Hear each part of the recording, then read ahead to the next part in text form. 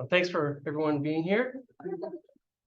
I'd like to introduce a good friend of mine, Randall Abate, who's the Assistant Dean at the College of Law at George Washington University. And he's going to talk about some climate politics that's very interesting, and I think you'll find it very enlightening. Brandon and I go way back. We've even seen a couple minor league hockey games together. Go Solar Bears. So, I'll hand it off to you, Rand, if you want. Yeah. Oh, yeah.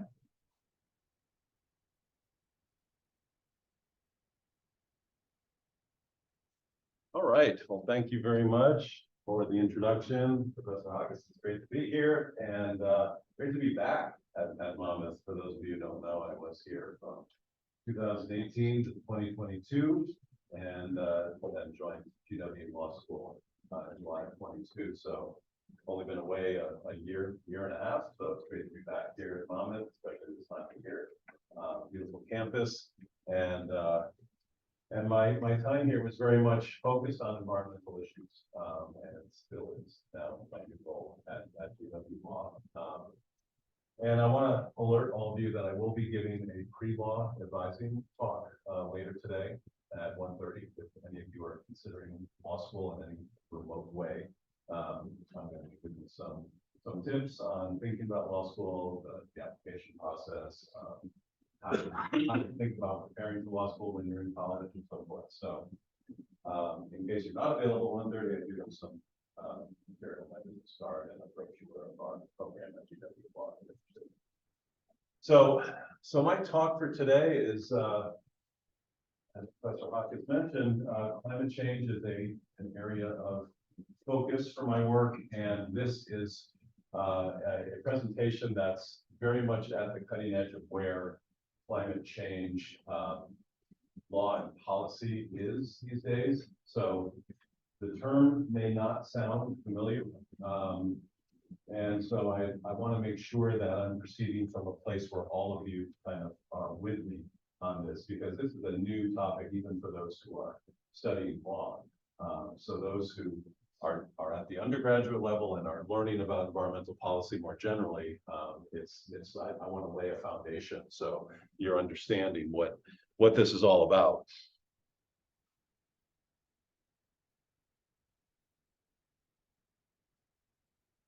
Oops.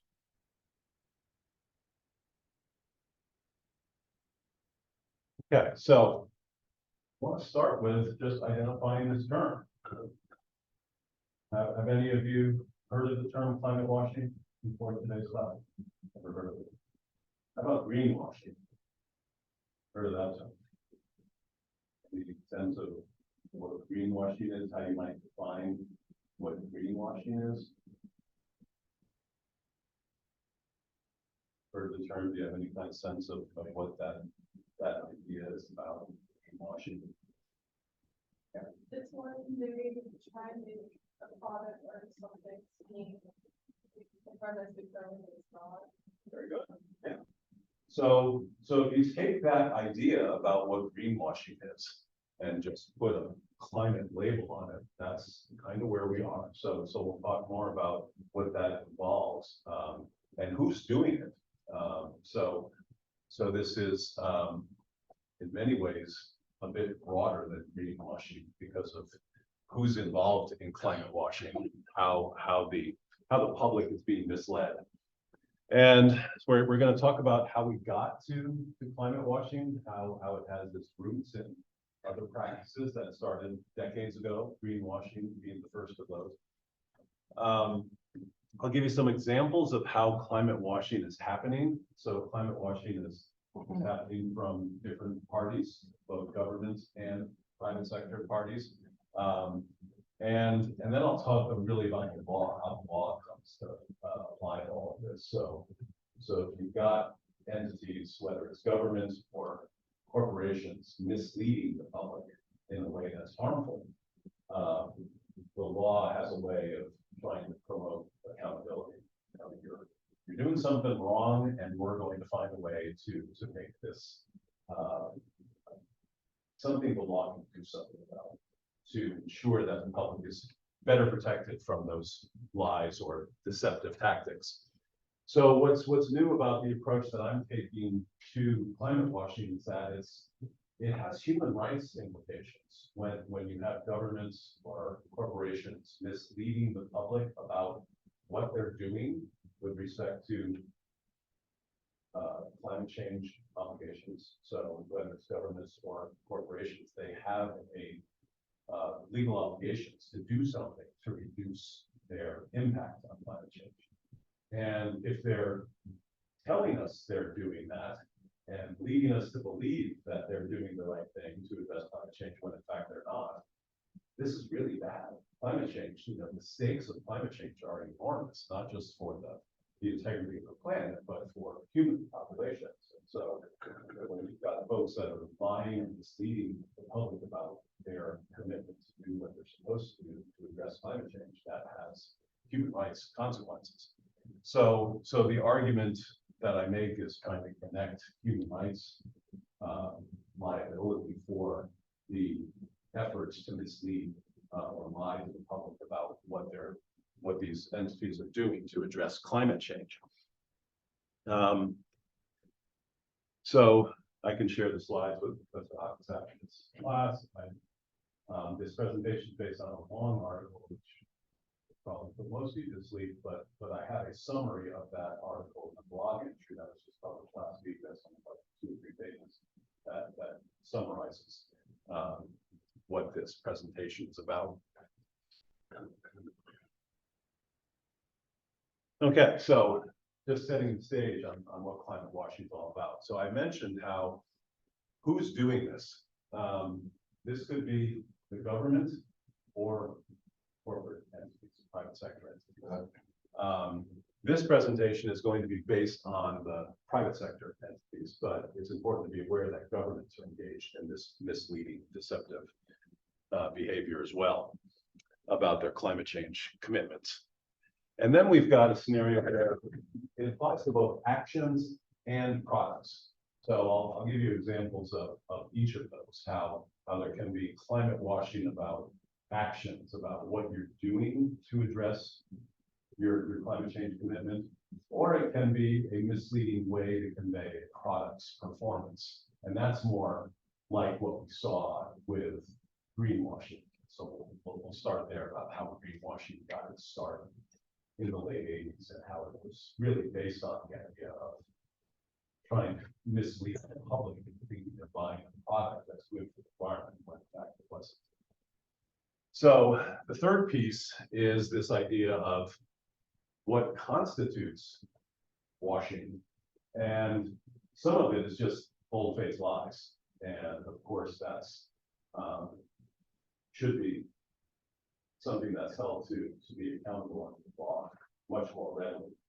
The trickier part is when there's deception or misleading information. And so what do you think the corporations are going to argue about how they've done nothing wrong? If they're engaged in characterizations that are misleading but not lies, how do you think, what's their argument to say that's okay, that shouldn't be illegal? Just think about advertising more generally and the way any business is trying to get you to be interested in its product.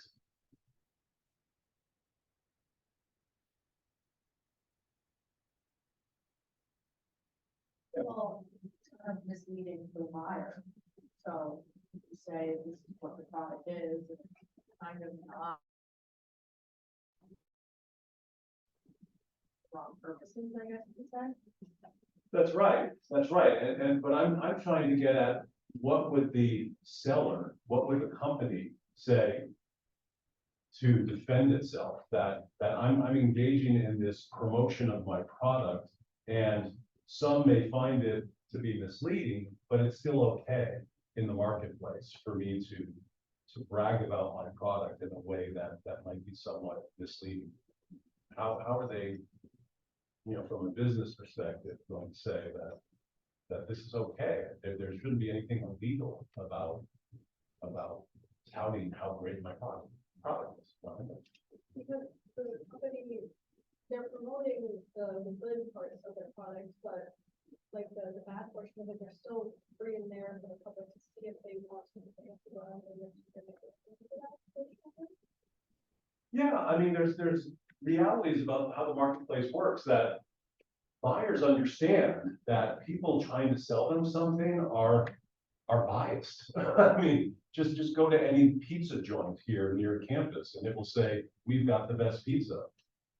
Not all places can have the best pizza. It's just an opinion. It's a way of trying to entice you to think they are selling something that you should buy. So there is some degree of misleading, deceptive characterizations in what marketing is. Marketing is a way to convince you to buy something, and it's not always based on scientific fact. It is based on opinion and advocacy, and that's not illegal. So in law school, when you take a course on contract law, one thing you'll learn very quickly is that there's this term known as puffery. Puffery is just a way of saying your product is great and that you're trying to convince the public to buy it. So a lot of times when you're in a kind of a greenwashing or climate washing scenario, the private sector will say, you know, this should not be illegal. This is just us saying you should buy our product. We should be given kind of some bandwidth to try to lure the public to things that they want to go with what we're selling. So it is harder to get the liability to attach to those misleading claims because there's always that disagreement about, is it mere puffery trying to convince the public that you've got a good product, or is it genuinely misrepresentation that is really closer to being a lie? And of course, the flat out lies are going to be easier to attach liability to. So when we think about climate washing, it really is still, because it's so new, it's still used interchangeably with greenwashing. Greenwashing is very inclusive, so it could include some of the initial things that we're going to talk about in a moment. And sometimes when there's climate washing going on, it's still referred to as greenwashing. But this new phenomenon of climate washing is starting to get its own label now. So we're kind of in that transition period. It's just important to be aware that sometimes they're synonymous terms in terms of what climate washing is. So the types of claims we're going to be talking about the first two. The third is also out there, but we're not going to be talking about it today. The way climate washing can be conveyed. What we're going to see is that corporations have commitments that they have to comply with. They're supposed to be doing something to address climate change. They have to reduce their greenhouse gas emissions in some way by a certain target. And so that's certainly that's one type of claim we're going to be taking a look at, how they're misleading about how they're progressing toward fulfilling their commitments to reduce their greenhouse gas emissions. So that's an action.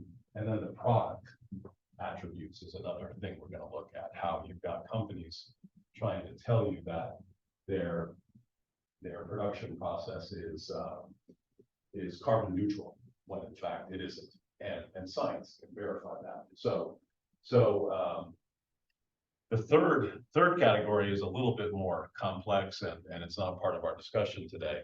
But there's a big part of climate change compliance now that is about companies disclosing their climate investments and the financial risks associated with those investments. So there's greenwashing, climate washing going on in that space as well, but we're not going to be talking about that piece. So it's important to have a context about how sinister a lot of this reality is when we talk about climate change and what the science has told us for a very long time.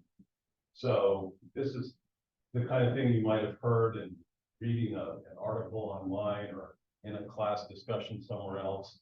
But basically, we're very aware of climate change and all of its threats today in 2023. But both corporate entities and governmental entities have known about how dangerous climate change is to the planet and to humanity for decades. And here are two books that really take it from both sides. The one on the left talks about how the government, the US government, was well aware of the risks of climate change and chose not to do anything about it, despite all of that knowledge and the science that it had. And then the other side is what the oil and gas industry do and how. Here's the real indictment against the private sector. And there's lots of lawsuits now pending against these major oil and gas companies, you know, the usual suspects, ExxonMobil, BP, Shell.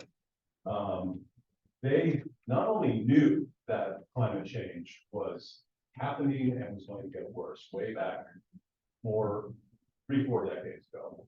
They knew that. That's bad enough. But what did they do with that knowledge? They continued with business as usual. They didn't make any effort to adjust their business practices to accommodate this threat and transition away from the source of the threat, which is traditional fossil fuel extraction and production. But worse still, and this is where they really get in trouble, they had the information, they didn't change what they were doing to make profits, and they engaged in active disinformation campaigns with the public, trying to convince the public that climate change is something that is not human caused, that it's just like this annual cycle of variation. So we'll just ride it out and everything will be okay. They didn't provide the scientific information to the public about how climate change was going to progress and what a threat it was to our very existence. So that effort to engage in the disinformation campaigns has generated a lot of lawsuits. So even Exxon's shareholders are suing Exxon for its mishandling of that information. And there's all kinds of lawsuits now. A major set of cases is brought by cities and counties against these major fossil fuel companies. And they're arguing that based on what I've just shared with you, what they knew, when they knew it, and what they did with that information, they're being sued for millions and millions of dollars for the climate adaptation costs that these cities and counties are now facing. So if you think about any city in New Jersey, the cities themselves are not going to say, well, we caused global climate change. And yet global climate change is affecting all of these cities and counties in New Jersey, with the threat of sea level rise, with the threat of storm surge from severe storms, potential problems with fresh water supply because of saltwater intrusion. I mean, there's a lot of ways in which, and out west, you've got the wildfires, you've got the droughts. So these are cities all over the country that are having to incur a lot of costs to adapt to climate change. And they're saying, why should we foot this bill when we've got these major multinational corporations? And this is the daunting fact that I hope you leave the room with today. There are fewer than 100 of these multinational corporations that are responsible for 2/3 of global greenhouse gas emissions. I'll say that again. Fewer than 100 companies are responsible for 2/3 of what is contributing to global climate change. So when you have that small a list of potential people to sue, you're going to go after them. And that's exactly what these cities and counties are doing. That there's a massive bill that they have to pay to adapt to climate change. And you've got this short list of major corporations that are very wealthy that have profited at our expense by doing what they did and not changing their focus and how they're producing our energy supply. They're looking at some major settlements that they're going to have to pay. These suits are now going to trial in state court. So even if the cases lose, which is possible, the fact that they're going to trial puts all of this dirty laundry out to the public. So the public is going to be aware of all this information as these cases proceed through trial. And when the public has that information, the public is going to lobby these corporations to do things differently. And then the ultimate goal is that these corporations in turn will lobby the government to say, please regulate us, because we want that predictability. We want to know how much we're going to pay each year to regulate climate change. We don't want the threat of these million, billion-dollar settlements moving over us every year. So that's how climate washing litigation can be a very important piece of this whole picture of getting accountability for that short list of actors that's contributing an oversized portion of this global threat of climate change. So, as I mentioned, this all started with greenwashing, and greenwashing started very humbly. In the late 1980s, it's considered to trace its roots to a scenario that I'm sure many of you are familiar with when you stay at a hotel. You might see little cards on the towel that say, "Reuse me so we can protect the environment." So you've got messaging from these corporate entity hotels trying to tell you, the consumer, that you should be reusing your towels because it's good for the environment, when in fact, the hotel's goal in doing this is to save money. If you only use your towel once, that's more laundry bills that they have to pay as the hotel to provide the services to you. So they're trying to tell you to reuse your towels because it's good for the environment, when in fact, all they care about is reducing the costs they're going to incur on having to wash and deliver more clean towels if you use them just one use and done.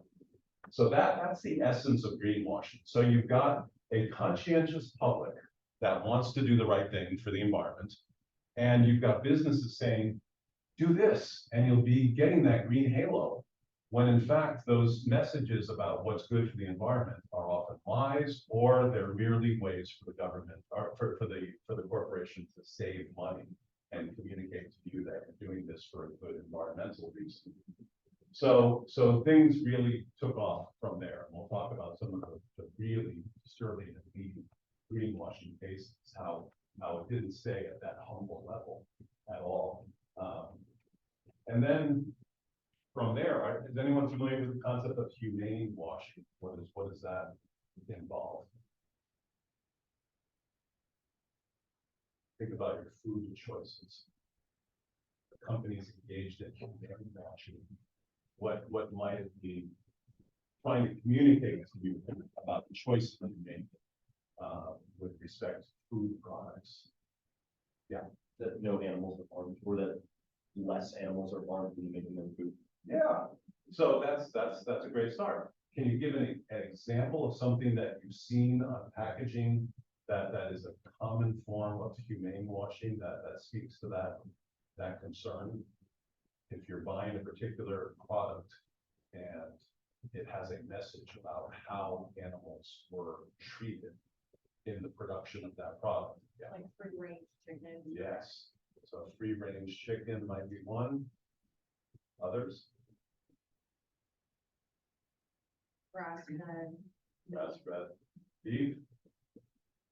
And remember, and those two examples are good, because when we think about those two examples of food products, it's not necessarily about doing the right thing for the environment, although it's better than traditional factory farming, both of those methods. But a lot of those kinds of products are about improved quality of products as well. So the corporation is kind of sending both messages that this is a better, more tasty product, and it's secondarily also better for the environment. But we're going to talk about something that many of you may not be aware of, but major chicken producers started a campaign called Humanely Raised Chicken. And we're going to talk about how that was a tremendous scam and they were called out for it. And I'm sure you're also familiar with cage-free eggs. You see that all over the grocery shelves, and how that conveys this message of happy chickens that are not tormented in any way to produce those eggs. So those are examples of humane washing, very much like what we saw with greenwashing, just in animal treatment and food domain. And then it translated into where we are with climate washing. Those same kind of tactics make the consumer happy by conveying a message that is environmentally friendly, in this case, friendly to the climate, when in fact it isn't. So you don't see these two photos on a slide every day.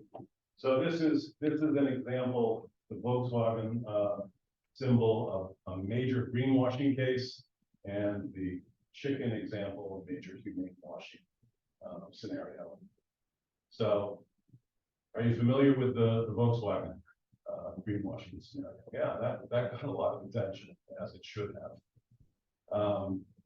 It wasn't until I was writing this article that I learned about the depth and scope of what Volkswagen was up to, and it's shocking. So first of all, Volkswagen shouldn't be the only thing up there. So there were other car companies that were following Volkswagen's lead in doing what they did. So we can't just target Volkswagen. Mercedes and a couple of others, a couple of American companies, were also doing this. So basically, the essence of greenwashing here was there was a device in the engines of these Volkswagens that conveyed to regulators that they were in fact in compliance with emission standards for diesel gas. And that's a good thing, right? They were bragging about how these are environmentally friendly cars because they are kind of ahead of the curve in terms of their compliance with diesel emission standards. Diesel is bad for the environment. It's a potent pollutant, separate from climate change in some respects, but a major pollutant. So it's bragging about how environmentally protective their cars are. And in fact, what's happening is that they are installing a defeat device, is what it was called. And basically, their engines were not devised in any way to do better for the environment. They merely installed a mechanism that when regulators evaluated the emissions, it was conveying to regulators that these cars were in compliance, when in fact they weren't.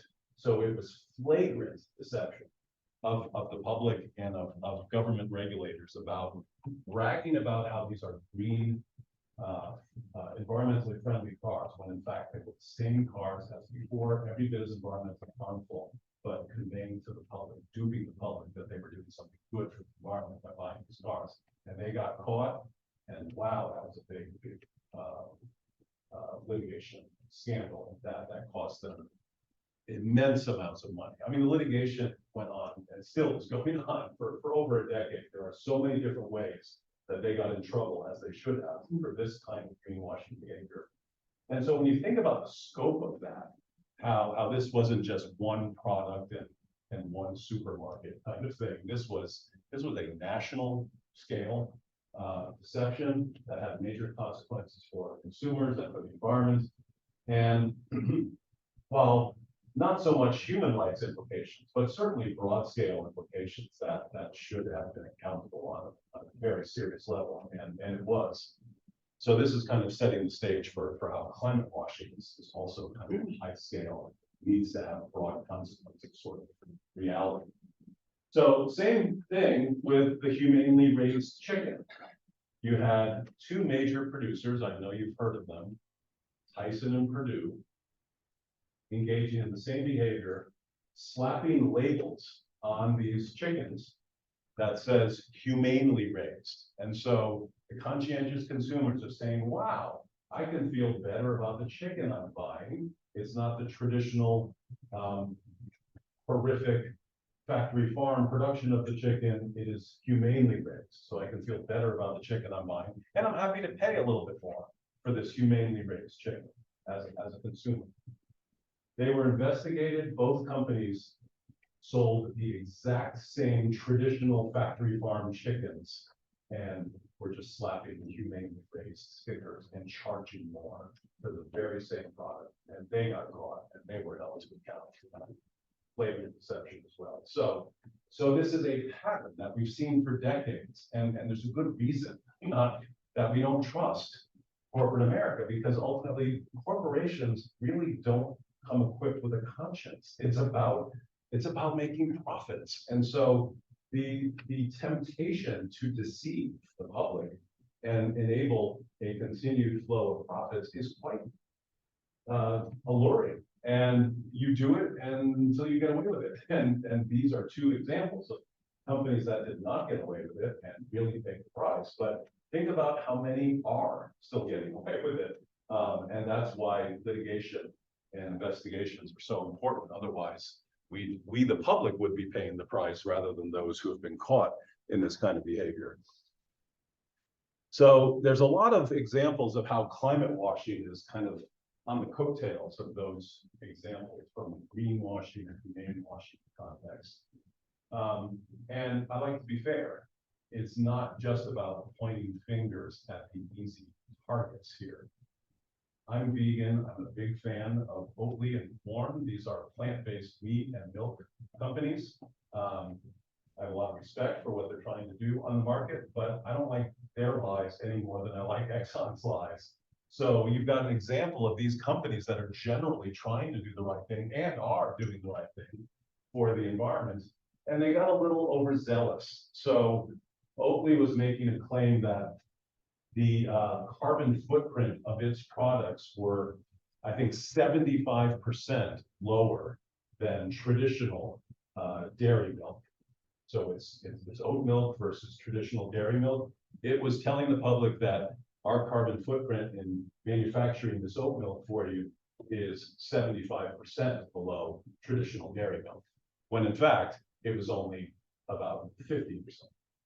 So they were just getting a little overly zealous in wanting to convince the public that they were the better choice for the environment. And that's a lie. I mean, I'm not going to forgive that. I mean, that's deceiving the public. Don't convey more than what your product is doing. And so they were held to account for that, that as they should be.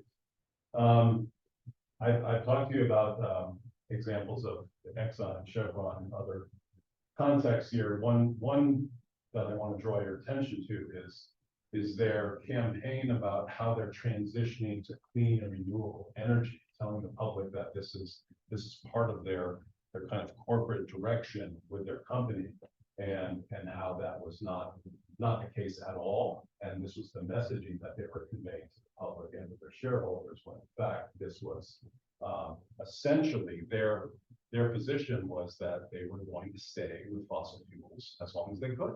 And that was just kind of the honest truth that the public wasn't getting. It was always the messaging about how we're doing all this great research on clean energy and we're transitioning and we want the public to think we're trying to do the right thing, when in fact, we're just going to stay in fossil fuels until we're told that we can't. So that was a series of cases against both of those companies misleading about their transition to clean renewable energy. And then you've got just bold-faced lies about from other companies that liquefied natural gas is clean, renewable, and sustainable. That's not. I mean, that's sure you could say that, but the science says otherwise. That this is a transition form of energy. It's better than where we have been. Liquefied natural gas is better than oil. But it's not clean, renewable, or sustainable. And that is a flagrant deception of the public that doesn't know better. And then you've got, and Tony McDonald will appreciate this. So when Tony and I went to COP, the conference of the parties, the annual meeting of countries and diplomats to address global climate change commitments, and this was in Glasgow, Scotland. And I was struck by all of these pavilions, all of these little booths that are set up by the private sector that are trying to kind of talk to these people who are major leaders and players in the climate change movement and industry. And there were a lot there about offshore wind, which I have a lot more respect for, and the Open Coast Institute is very much engaged in promoting offshore wind development, as it should, especially here in the Mid-Atlantic. But what I was struck by was how every other booth was about blue hydrogen.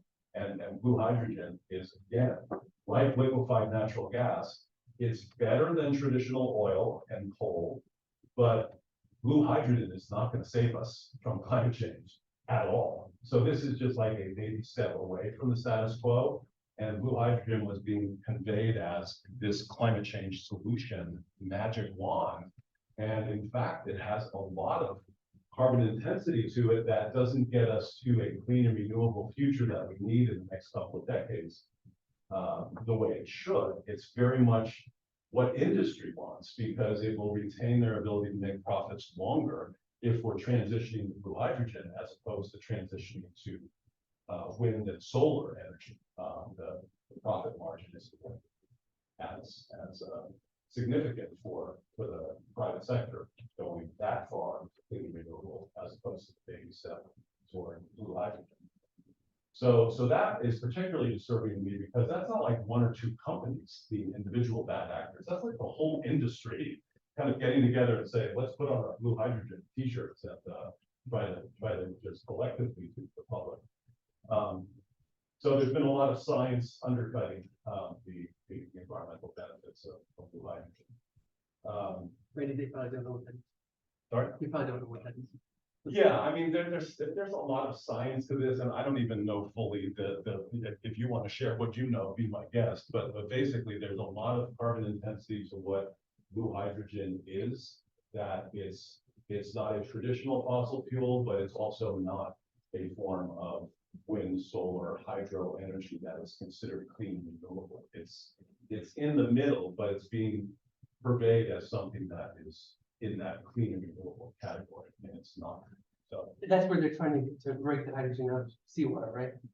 I believe that's one aspect of I think there's a lot of different strategies. Yeah. Hydrogen. It's- I think the use of hydrogen doesn't emit greenhouse gases, but like, again, not knowing much about it, the production of it and getting to it, and also the other dynamics might actually use carbon. So that's the full life cycle understanding of it. So hydrogen is when you, I got to burn. Yeah. When you convert hydrogen into energy for production or other purposes, it doesn't emit greenhouse gases. So that, in that regard, it is a non-emitting source like wind or other things. But again, not knowing much about it, it's what I do know is maybe quite correct that the industry sees this as not necessarily a bad thing, but certainly their incentive is another business line that they can manage. There's actually an article in today's Times about how Wyoming, which is a big gas producing state, is actually also a state. I mean, it's completely dependent. The entire school education system in the state of Wyoming is funded by oil and gas. It's funded by that. So it's a great state. It's like one of the most beautiful places in the country, but also it is completely dependent on fossil fuels. And they're now saying they are a unique state to actually, because they have pipelines to transmit. So the natural gas companies are looking at the pipeline system they have to transmit hydrogen through it. So again, point being that there is a corporate opportunity for a lot of the current companies. Not necessarily bad, but I think I'm taking away from Randy. Look closely at these suggestions, because they're not what they appear to be, which I think is what we and that's the reality, that there's no silver bullet perfect solution, but when it's being conveyed as such, that's where the public needs to be aware and better informed that really don't let yourself be sold a bill of goods kind of thing. These are claims that we have to look beneath and get the science on and evaluate the competing options that are available to get us where we're trying to get to a more clean future. So this is my favorite one, and this is by KLM Airlines. So it has made commitments to reduce its greenhouse gas emissions as part of what the Paris Agreement, the international climate change commitments are. And the net zero goals of 2050, which sounds like a long way out, but it really is not. So when we're talking about getting to net zero by 2050, that's going to be significant reductions from where we are right now in terms of how we live our life and how we're emitting greenhouse gases. And so KLM, way 20 some odd years ahead of that goal, is communicating to the public in a boastful way, we are on track to meet that 2050 target. And it's like, how can you say that without any kind of verification? So there was a great kind of spoof of how ridiculous that claim was in an ad in I think some kind of magazine in Australia. It shows someone holding a big stein of beer with a big grin on his face and saying, "I'm on track to quitting drinking by 2050." And it's the same idea as what we have here. It's meaningless. What you're doing today, drinking that big stein of beer, has no relevance to where you're going to be in 2050. Okay? There's no evidence that your behavior 28 years out today is going to have any relevance for that 2050 net zero goal. So you can pretty much say whatever you want in 2023 about what you're going to be able to achieve in 2050, and the public is left wondering, what am I supposed to do with this information? Applaud you? And you're not giving me any evidence that here's where I was in 2021, and here's where I'm going to be in 2024, and here's where I'm going to be in 2030. Then maybe we've got a sense of, oh, look, you're making good progress. But just making a claim like that with no supporting evidence, I mean, that's ridiculous. You can say whatever you want, but people shouldn't believe you unless you give them some reason and evidence that you are making progress towards a goal. Otherwise, it's just talk. So they were held to account for that bold statement with no evidence. So there's a lot of ways the law can work, and this is advanced for an undergraduate class, but I want you to get a sense of just how creative and ambitious a lot of these efforts are to make the private sector accountable for these lies and deceptive statements. So we're seeing a lot of use of consumer protection laws, and that's good, because consumer protection laws do have some kind of concrete standards that need to be met, and they have kind of a track record, a history of other claims that have been successful when there was this kind of misleading statement, and therefore what we're doing with climate washing might be something that's actionable under consumer protection laws. It's just putting a new set of facts into a reliable place. These other theories are used, but less frequently. But what we're not seeing is human rights as a way of adding to the way that climate washing claims might be actionable for how comprehensive they are, how significant they are on a failure to do the right thing in climate change compliance really has far-reaching consequences that go beyond economic disruption to your day-to-day life. So to kind of make that link, we have to start with, what does climate change have to do with human rights? So before I go to this slide fully, I want to see if you can give me some examples of what comes to your mind when you think about human rights consequences of climate change impacts. How does that manifest anywhere in the world? It doesn't have to be in your backyard. Yeah. Well, last year at a Mali UN conference, we did how human rights are impacted by climate change. And one way that we saw it being impacted in different countries is like there was this tiny country out in the Caribbean that was flooded by water. Like all the homes were destroyed on the island and nobody had anywhere to go. So when they went to go to different countries to seek asylum, they were actually turned away because climate change wasn't a reason to seek asylum. Yes, that's actually in the South Pacific. So that's a good example. So when we think about human rights consequences of climate change, it might be your very ability to live where you call home. So if you're talking about a South Pacific island nation, all of these island nations are to varying degrees vulnerable to sea level rise. So they're not going to be above water, many of them, by the end of this century. So the science is telling us that we've got a dozen or so low-lying island nations that are very much on track to be underwater in your lifetime. And what could be more of a human rights consequence than having to be taken away from where you call home because it's no longer habitable unless you put up scuba gear, and having to relocate to somewhere else that is not home.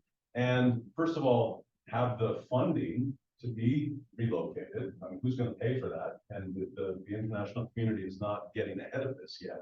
There's very little support from global north countries like the US to be willing to pay that bill when time comes to move people who can no longer live where they call home and get them to live somewhere else. then, of course, there's a major cultural reality there too, that we all be aware of, that when I visited, Vanuatu in the South Pacific, I was really surprised when I was talking to people there, and that's certainly a nation vulnerable to sea level rise, and I was talking to them about where would you be interested in moving to when you're no longer able to live here? And I figured they might say a neighboring Pacific Island nation, maybe Australia or New Zealand. They said, we're not moving. I mean, there's just no interest in living anywhere else other than where they have been for the time that country has existed. And what also struck me was that even within a country, you have vast cultural clashes. So if you look at a country like Micronesia, it's a series of islands, and there's already sea level rise that's affecting kind of the outlying islands, the very small, lower population islands. They can no longer live there because of sea level rise, so they have to move to the main island of Micronesia. It's still the same country, but it's the cultural equivalent of moving from Iowa to Manhattan. I mean, these people are nothing alike, and someone from Manhattan wouldn't dream of moving to Iowa, and someone from Iowa wouldn't dream of moving to Manhattan. These are very different lifestyles and cultural realities, but that's what climate change is already forcing, and that's within the same country.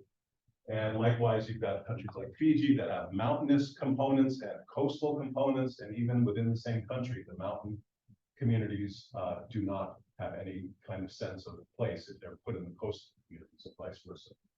So we're talking about major human rights consequences when we talk about sea level rise causing inundation that's going to force people to move. What else? What other kinds of human rights consequences can you think about from climate change? What else is it causing other than forced relocation? Yeah. You've been talking about saltwater. You mentioned before saltwater intrusion. Yeah. Yeah, we all need drinking water to survive. So a big problem with climate change is that it's really threatening food and water insecurity. And that's another reason where that's a human rights deal breaker. If you don't have adequate food and water, you're going to die. So all of these human rights consequences have been the kinds of things that cases have been raising in making human rights claims in a court, to try to claim that the law should recognize and respond to your human rights implications. That's what we're going to take a look at, what's going on around the world with courts that are addressing human rights claims related to climate change. Yeah, it's important to recognize that this is only 2 decades old. I mean, there was really no connection between climate change and human rights prior to 2006, when this initial claim was brought by the Inuit community. These are indigenous peoples that live across the Arctic, Canada, the US, Greenland, and so forth.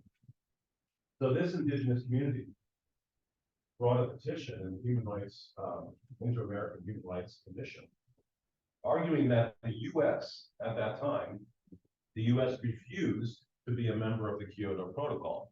So almost all of the other countries around the world were parties to this international climate agreement to reduce greenhouse gas emissions. US was not.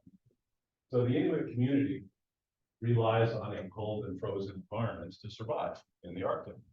So its argument was that the US's failure to be a party to that climate change agreement was accelerating the loss of ice in their homeland. And what they did for the first time in a very creative and compelling way was that they argued that their right to be cold was connected to a series of human rights protections. So it involved the right to shelter, the right to food, the right to their culture, the right to their sovereignty to govern themselves. That ability to stay in a frozen land was connected to a whole series of human rights. And that petition did not succeed, but ultimately it started this movement of connecting climate change and human rights in a series of cases for the next 2 decades.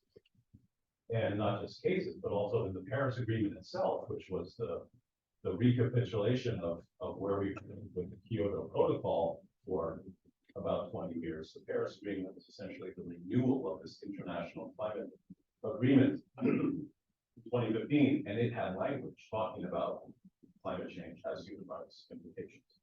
Just one sentence in the entire agreement, in the preamble, which is just the beginning, it's not even binding, just kind of a warm-up act, if you will. But still, getting that one sentence identifying human rights consequences of climate change is very big deal. And then there's been some other cases in the US before human rights commissions outside the US. Have you heard about this case in Montana, the youth plaintiffs called Held versus Montana? This is getting a lot of attention. This was just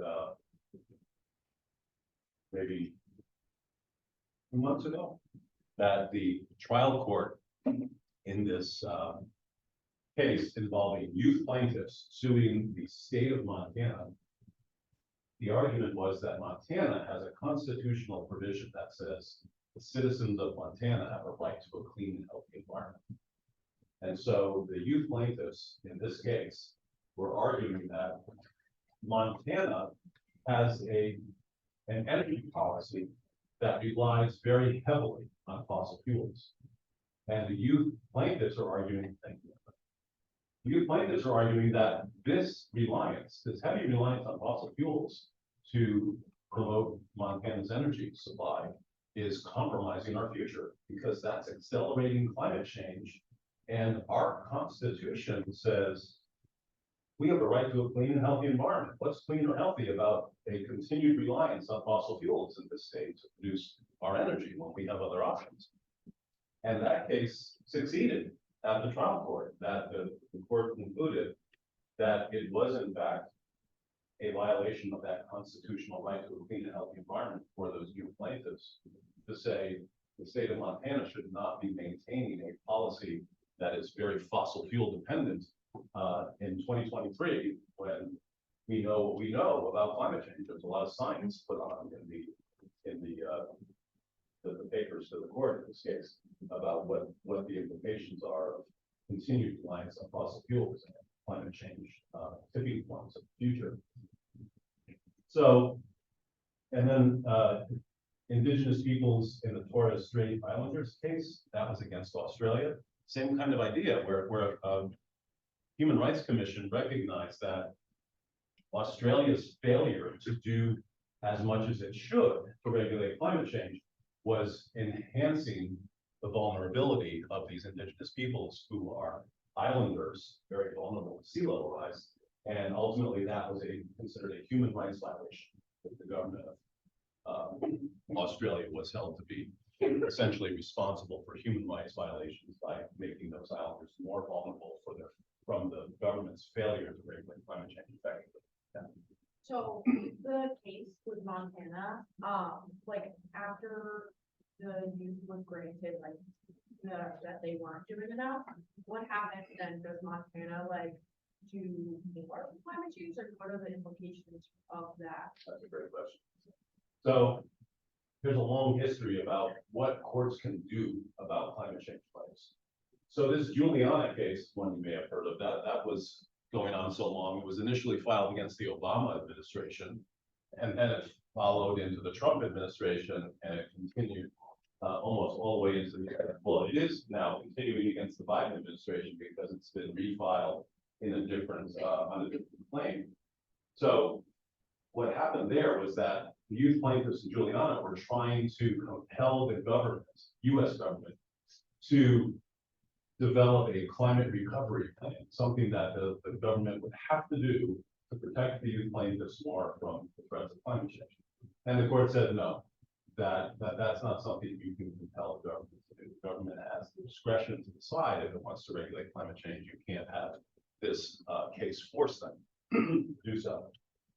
So that influenced the Montana youth plaintiff case, because now they know that their remedy cannot be something that forces the government to do something. So here, their only remedy is for the court to issue what's called a declaratory judgment. And all that means is that the court has recognized that a violation of that right has happened here, and that's it. It can't compel the government to do anything beyond that. So in practical effect, what this means is that there will now be pressure on the government. Well, first, the case is going to be appealed, so it's not nearly over. But there will be increased pressure on the government to address its policy politically, through the political process. This case has the value of publicity for the general public about how this is harmful, how if you care about this generation of youth, that we should do a better job. And ultimately, there will be an enhanced lobbying, hopefully successfully, to address those policies in the legislature, all the political process. So a lot of times climate litigation is just no more than that. It's symbolic. It's a way of raising awareness. It's a way of applying political pressure, mobilizing political forces to get the right thing done at the legislative level.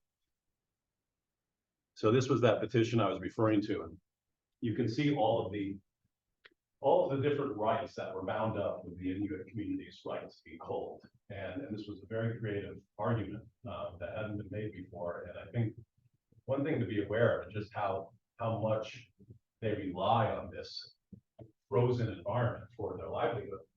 At the time that this petition was brought, the suicide rate among Inuit teenagers had skyrocketed.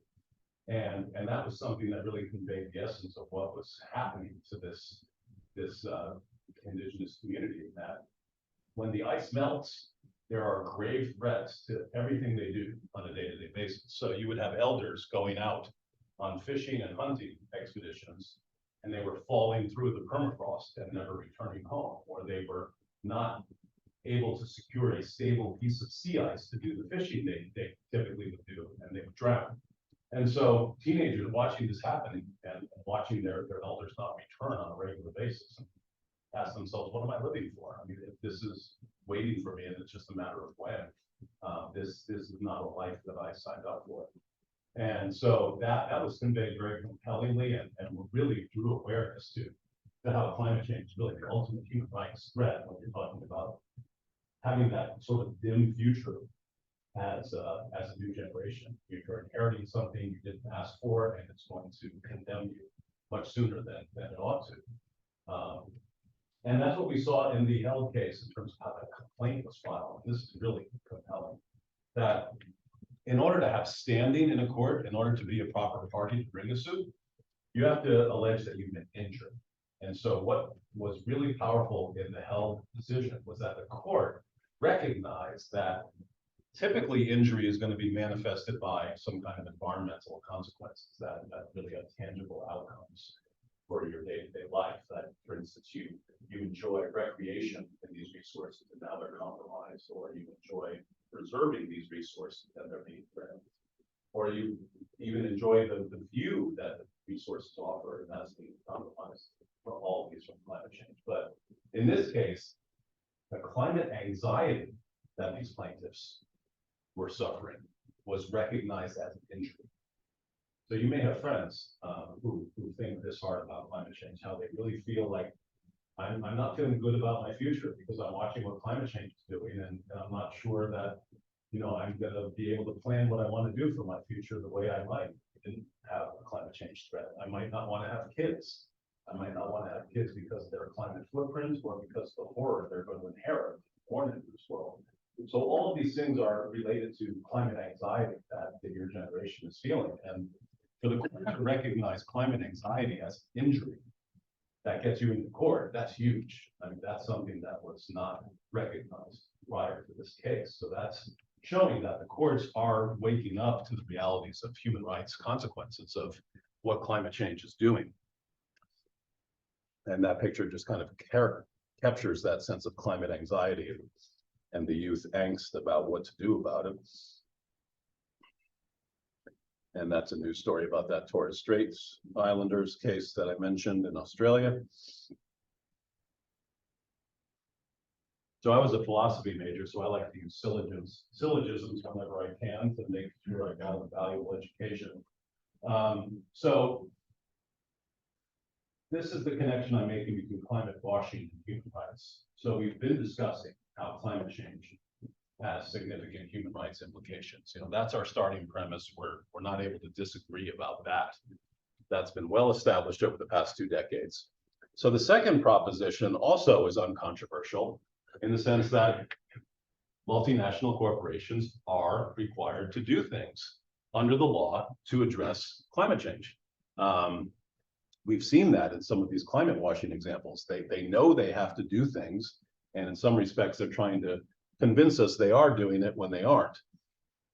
So we can also agree that if they are not in compliance with those commitments that they have, that's going to cause adverse human rights consequences. All of these climate change impacts, to the extent they are happening, cause human rights consequences, whether it's food and water insecurity, sea level rise, wildfires, all of these realities have human rights consequences.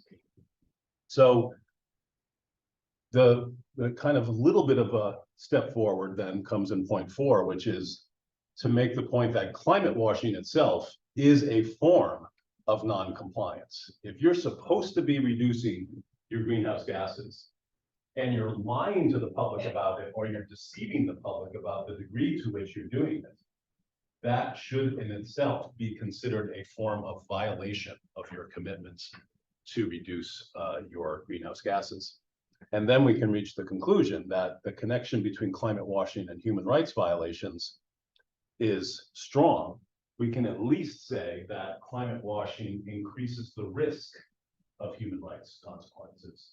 And there's a lot of precedent in environmental law that there doesn't have to be this cause and effect straight line all the time. Sometimes behavior will increase the risk of something bad happening, and just the increased risk is considered enough to be a violation of what is being regulated.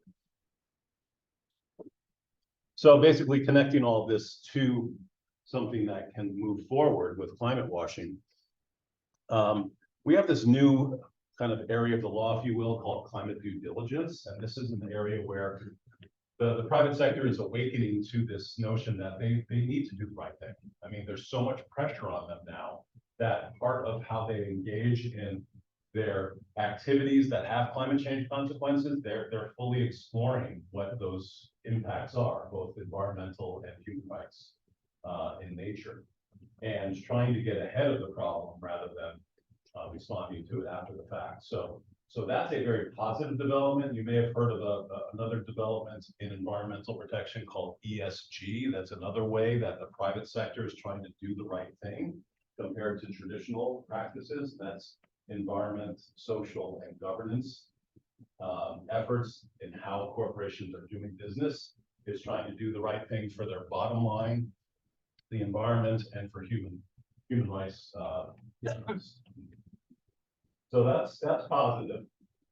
But basically, the way we get to a better place is how to enhance accountability for these lies and misleading characterizations. And so what we're seeing in Europe in particular, and we have a rich history of this in the US in our environmental laws, is about information access and disclosure. So if these companies are making these claims, the public should have an opportunity to verify based on what the company is basing that claim on to see if it is in fact true. So that's information access. And that's something we have baked into a lot of our environmental laws. So if you're a company regulated under a Clean Water Act in the US, you have to disclose your compliance with the terms of your permit. It's public information. We don't have to, engage in some kind of complex investigation to access your records as someone who is a regulated discharger under the Clean Water Act. You have to disclose whether you're in compliance or not with your permit. Public information. Same kind of model can work here for ensuring that these statements about climate change compliance is something that's available to the public. So those that are questioning it can access and verify it. And then it's kind of like trust but verify sort of concept of there ought to be a way to monitor and for government entities to follow up and ensure that there is a truthfulness about claims that are being made without having to go into court about it, but just the way EPA monitors regulated entities under our environmental laws. And if there is a problem, then we go to court about it. We have international principles that relate to all of this as well, and those are a good start. So we already have the UN recognizing this connection between business and human rights. There can be climate washing provisions and protections built into how this evolving area of international law is going to move forward. There's really quite a lot of activity now about doing international business. Has a lot to do with climate change implications. So building in a dimension about characterizations of your climate change compliance is just kind of another piece of that existing landscape that shouldn't be a big leap to include. So that's where I want to stop in terms of conveying what this is all about. I'm interested to hear your questions. And this is a photo I took when Tony and I were at the top meeting in Glasgow. It just kind of struck me because I do so much work in writing and teaching about future generations and climate change. And here's like a 7 or 8 year old girl in the streets at an international climate change meeting. Instead of, playing in her backyard with her friends like I was doing at that age. And it just kind of struck me that we are in a fundamentally different world in a very short period in the course of my lifetime that we can do better to help the law protect those that are inheriting a compromised future and make sure that those that are jeopardizing that future are accountable for the contribution they're making to doing our future. So happy to take your questions.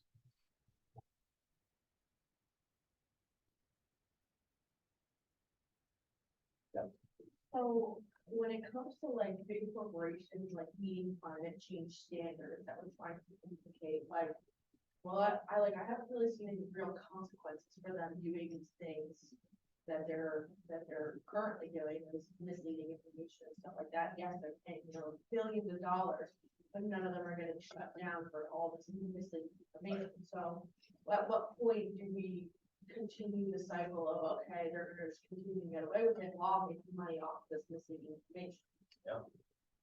Yeah, that's a great question. So again, I would refer us back to our U.S. environmental laws. So when we enacted this big batch of federal environmental laws that we had back in the 70s primarily,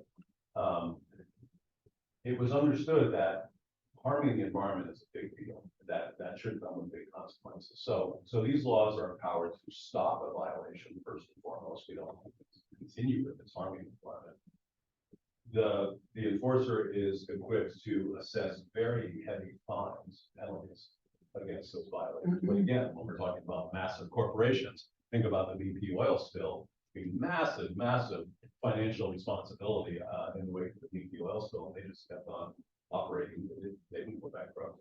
I mean, they took a hit. They had to retool a little bit, but that didn't stop them because they're that well established financially. So the laws also provided for criminal responsibility for severe environmental violations. Water Act, Air Act, and other environmental laws have these criminal provisions where you're doing something so bad you have to pay more than just money to the public for what you've done. So there is now a lot of talk at the international level for developing a crime known as ecocide, which would again get major actors, government or private sector actors, in a way to be responsible at a criminal level for things that are so grave a threat to the planet and humanity that would ultimately be criminally accountable. And there's scholarly writing now at the US level where the impact of these what are called carbon majors, these big multinational corporations, may face potential criminal liability for the consequences of all these, what they knew and what they did to disregard it and the disinformation campaigns. Right now, claims in court are civil liability, which will just mean they have to pay a lot. But there's arguments that because these consequences are so severe for so many vulnerable communities, there could be an effort to hold them accountable for homicide based on the foreseeable consequences of what they knew about climate change, who's going to suffer from it and ultimately lose their lives because of it. that's kind of transitioning from civil to criminal and holding them to account at a higher level. And that seems far-fetched now, but 5 to 10 years from now, maybe not. When all of these civil cases start attaching to connect them to be responsible for what they knew and disregarded, the next logical step is going to be criminal liability. And that's very scary for those who are going to be involved in the court on that theory, because you've got corporate officers behind bars for just traditional environmental violations, like big water pollution cases. You know, you've got CEOs who are doing jail time for turning a blind eye to what their corporation was doing. They just didn't want to know about it. It's like, well, you should have cared more. You do some time for that. So climate change and its consequences are a better case for that kind of consequence. So yeah, we're kind of in the process of getting there. But yeah, just financial consequences is not going to do it. We have too many very, very wealthy actors here that are going to be able to pay to play and do the wrong thing for an extended period if it's only financial responsibility. And in a lot of ways, when we talk about reputational harm, climate washing is their response to they care about what the public thinks about them. That's why they're lying. They want the public to like them. So when a corporation like BP gets into the limelight in a very negative way, that's something they care about almost as much as the money they have to pay, because if the public doesn't like them, they're likely going to turn away from them as customers. And I can remember for a very short period when I was driving down the road and needing gas in the wake of the BP oil spill, I was saying, nope, not BP today. Nope, not next month either. And it didn't last, you know, and that's the thing, you know, a lot of our reaction to things tends to be very in the moment, short term, and they recovered from that reputational hit because people need gas, and ultimately BP isn't worse of an actor than all those other gas stations anyway. So why single out BP? You have to put gas in your car until you get an electric car. So yeah, it's that reputational impact that they really care a lot about, and that's what motivates the greenwashing and climate washing. Yeah. So, you know, my questions always are comments, really, but anyway, this is great. I mean, I feel for you, there's at least 3 full classes in this one lecture. I guess from my perspective, one comment, which is I'm Tony McDonald here, because if you didn't know, but these issues are playing out real time in what we're doing. I mean, we had a wonderful session with some colleagues that Professor Hawkins did, a group called Karama, which is of young women in Africa and the Middle East who are going to the COP conference because the impact of climate on women, and this is youth voices thinking about that. So this is playing out real time. One of the main issues at the next climate conference will be what's called the global stock take, is how you hold nations accountable to their goals for 2050. So this is really playing out very much real time on a lot of different levels. Professor Abate's kind of focused on the legal accountability elements of this, which are going to be important. But I guess my kind of question is a little bit is more also since it's playing out also in the kind of, you mentioned it's when you talked about humane washing, which I hadn't heard of, I thought about virtue signaling. A lot of corporations want to associate with broad public things. We like the ocean, right? So there's a big whale. They do nothing to protect the ocean. Or BP, after it branded itself beyond petroleum, that was its brand. So they want to associate itself. But so I guess think a little bit more about. I wonder what your thought is about. Again, I guess I'm kind of going to lead you in the answer a little bit. But one of the things we noticed at Glasgow was the main change. One of the main changes in the climate diet was the impact of youth and climate voices. Youth voices were, in fact, one of the most significant inputs to the change in international law. Sorry, lawyers impacted a lot, but I actually think youth voices. So I just comment on the accountability in your syllogism for more how you. A lot of this is not happening in a strictly legal framework, so it's more happening in the public policy and the public opinion framework. So any thoughts or any examples of how movements have kind of really demanded more accountability other than the legal accountability? Yeah, I think that's a great connection between what I've talked about and how this happens on the ground, because, when I think about the biggest success of the climate justice litigation, of all of those cases that I was referring to, it's about how it mobilized action in communities, how youth and other and indigenous communities, how disproportionately burdened communities from these problems really mobilized on a local grassroots level, lobbying their state and national legislatures to do something about these problems. So climate justice became a thing in day-to-day life because these cases raise so much awareness about it. And really the action happens much more significantly on that day-to-day basis with that local and statewide effort to do something with the information we have about how people need to be better protected. So I think that's really powerful. And the youth involvement in particular, I think, is what really keeps me going, frankly, because I see so much hope in your generation's engagement on these issues that, back in the 70s, I was kind of what people would call a hippie, really cared about these kinds of social and environmental issues. And I feel very close to Gen Z because I feel like it's a reincarnation of my generation. I wasn't nearly as close with millennials and Gen Xers. They were just kind of in outer space for me.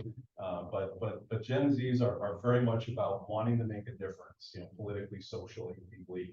They see this kind of threat front and center, and they're building their kind of future plans and career objectives about how to make a difference. I'm teaching a class of introduction to environmental law this semester at UW Law. 79 students in a class that's an elective. Half of those students are telling me they want to pursue a career in environmental law not because they want to get rich, but because they want to do something to help the planet and communities who are affected by these environmental problems. So I'm really inspired by that. I'm inspired by how the concerns that these cases are addressing is reaching this generation, and they're kind of the foot soldiers to make the difference.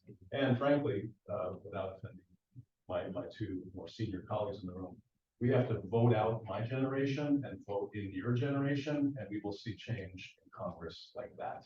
And that's what I see as the biggest problem right now. And federal and state legislative bodies, we have something that has to happen for the benefit of those who are 20 and 30, and we're relying on people who are 50, 60, and 70 to make the decisions in the best interest of 20 and 30-year-olds, and that's not happening, not surprisingly. And it needs to, and it's about electing the right people to represent your interests. So it's not to say that people with gray hair are evil, but there is a generational disconnect on the issue of climate change. I don't think Peter and I object to the more senior thing, the ageist reference, so we prefer you refer to that as more wise. Yes, Please.